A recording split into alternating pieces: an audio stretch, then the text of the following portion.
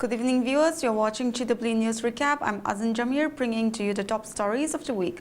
Let's have a look at the stories that made it to the headlines.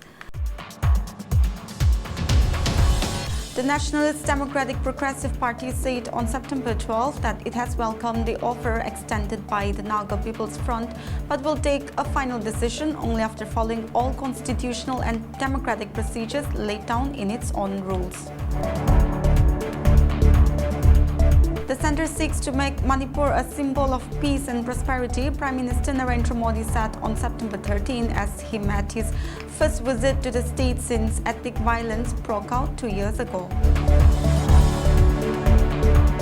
Protests against Nepal's short-lived ban on social media grew increasingly violent on September 9 as demonstrators set government buildings and politicians' homes on fire and attacked some leaders. Tyler Robinson, the 22-year-old Utah native, was arrested as a suspect in the killing of a 31-year-old conservative political activist, Charlie Kirk. And now the news in details.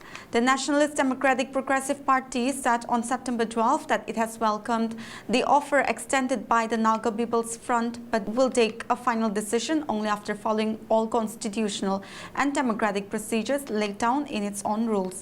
The Central Executive Board of the NDPP held its meeting on September 12, 2025 at the party's general headquarters in Kohima under the leadership of President Chingwang Konyak and Chief Minister Dr. Nepal, who is also the convener of the NDPP Parliamentary Board. The meeting chaired by Secretary General Abu Mehta was attended by all CEB members, President of Central Frontal Organizations, conveners of central committees and regional office bearers, including presidents, working presidents and general secretaries. The primary agenda was to deliberate on the recent resolutions of the Central Executive Council of the Naga People's Front and a letter of offer from the NPF Secretary General addressed to the NDPP President. The members were briefed in detail by the NDPP President, the Chief Minister and the Secretary General. Minister J. Kaito Aye also apprised the gathering on behalf of the NDPP legislators, confirming that the Parliamentary Board had already welcomed the NPF's offer. After thorough discussions, the CEB unanimously welcomed the offer. However, it emphasized that as a registered and recognized political party under the Election Commission of India, the NDPP must adhere to constitutional and democratic procedures as mandated by its constitution. Accordingly, the CEB resolved to convene a general convention of the NDPP as per prescribed provisions to take the final decision on the matter. The House also unanimously endorsed the NDPP President and the Chief Minister to take all necessary decisions regarding the convention. The centre seeks to make Manipur a symbol of peace and prosperity, Prime Minister Narendra Modi said on September 13 as he made his first visit to the state since ethnic violence broke out 2 years ago. Braving heavy rain, the Prime Minister travelled by road to Churachandpur, a Kuki-dominated district, after inclement weather disrupted his scheduled helicopter journey from Aizawl. Prime Minister Modi was received at the Imphal airport by Governor Ajay Kumar Bala and Chief Secretary Puneet Kumar Goel. Security was tightened across the state for the visit, with central and state forces deployed in large numbers at the key venues including Kangla Fort in Imphal and Peace Ground in Churachandpur. During his day-long visit, the Prime Minister laid the foundation stones for development projects worth Rs 7,300 crore in Churachandpur and inaugurated projects worth over Rs 1,200 crore in Imphal. Prime Minister Modi also interacted with locals during his visit to Churachandpur. He also visited Imphal, where he met people displaced due to the ethnic violence and heard their grievances. The Prime Minister also laid foundation stones for development projects worth Rs 8,500 crore in Imphal. The visit comes amid constant criticism by opposition parties for not visiting the state, following the ethnic strife between the Kuki and Meitei communities, which has left over 260 people dead and thousands homeless since May 2023. Chandrapuram Bonaswamy Radhakrishnan on Friday took oath as the 15th Vice President of India at a ceremony held at Rashtrapati Bhavan in New Delhi.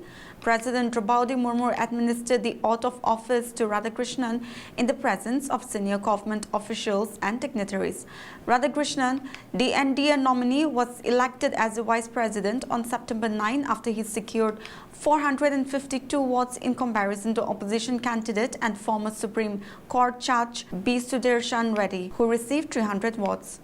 Announcing the results, Rajya Sabha Secretary General and Returning Officer said that 767 out of 781 MPs cast their votes, recording a turnout of 98.2%. Of this, 752 ballots were valid and 15 were invalid, lowering the required majority of first preference vote to 377. While the NDA had a backing of 427 MPs on paper, 11 lawmakers from the YSRCP also supported Radhakrishnan. Interestingly, the NDA candidate received 14 more votes than expected, sparking speculation of cross-voting from the opposition camp. Following the announcement of results, Prime Minister Narendra Modi congratulated CB Radhakrishnan and expressed confidence that the newly elected Vice President would strengthen India's constitutional values and contribute positively to parliamentary discourse.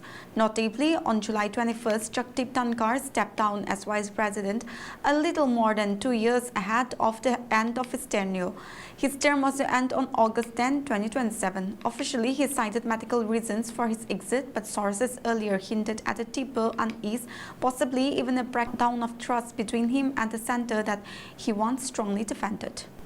Protests against Nepal's short-lived ban on social media grew increasingly violent on September 9 as demonstrators set government buildings and politicians' homes on fire and attacked some leaders. The Prime Minister resigned amid widening criticism of the country's political elite. The resignation appeared to have little effect on the unrest. Tens of thousands of protesters remained on the streets late in the day, blocking roads and storming government facilities. A day earlier, demonstrations led by young people angry about the blocking of several social media sites gripped the capital, and police opened fire on the crowds, killing 19 people. As the protest escalated, Prime Minister Ganga Prasad Oli announced he was stepping down. Meanwhile, former Chief Justice Sushila Kirk took the oath as Prime Minister of the interim government of Nepal, becoming the first woman to lead the country. President Patel administered the oath of office to MS Kirk at the presidential palace in a ceremony in Kathmandu. Vice President Rambaran Yadav and several other dignitaries were present on the occasion.